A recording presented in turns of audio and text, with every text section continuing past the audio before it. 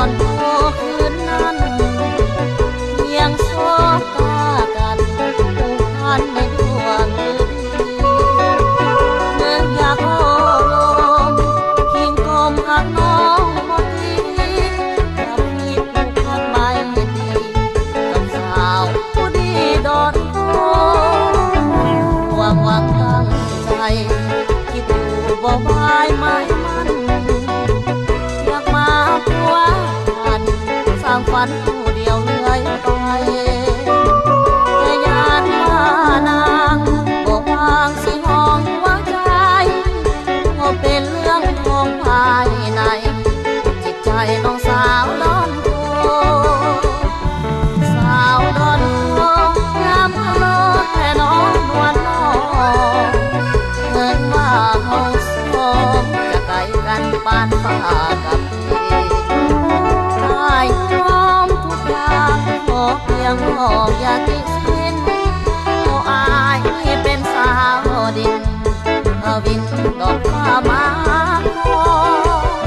เพียงน้องเมตตาจะบูชาความดีของน้อง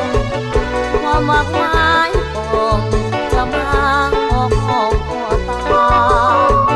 หากว่าเป็นจริง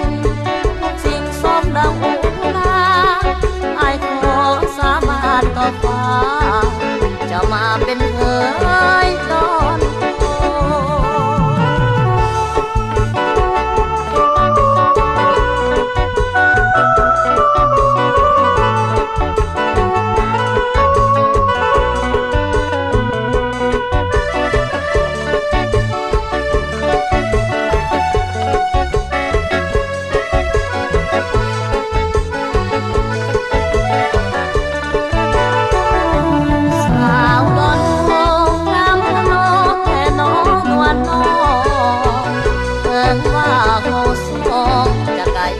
ปานฟ้า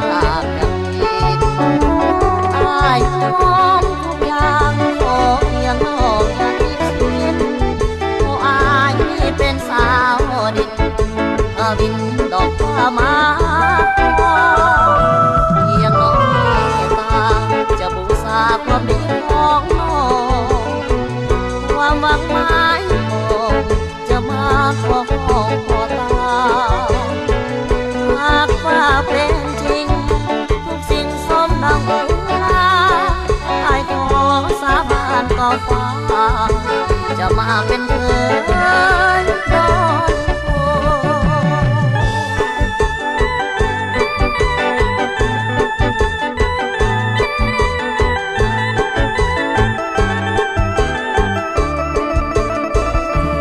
สาวปากเกที่ทอดแดงอยากกลับคืน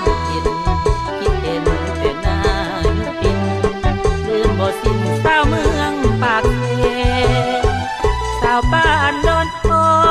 อายอยากขอจนหัวใจวางเวฮักนางสาวบ้านทรงเสงามแค่เดชสาวดงกระดูกสาวโพสีไทยหักไทยก็คือหักเจ้าสาวคนงามสาวบ้านด้วยเราอายมีเฝ้าคำควรคิดถึงหินพาไปคนใส่ขวดตับพันกันเกินงามลายสนองอีเลืองที่โบหึงคงได้พบกันสาวผู้ทองงามสมเมื่อมาเห็นหน้าสาวคอยพูนยิ้มก่อนกินยางามสง่าสาวบ้านขาลูกบัวโอ้ขยบปอนกุ้งบ้านเหบ้านเทไอเป็นขอเป็นคู่ควงสาวสาวมีลาดีสาวต้นสวรรค์น้องนั้นอย่าแปรเป็นมันใหม่นักจะวางสาวสนามใสสาวผู้มวงบ้านตาโศกอำนวยด้วยยาทำได้ยังจำสัญญาเดินนางหากมีก็มีบ้านเฮิดหากขอเป็น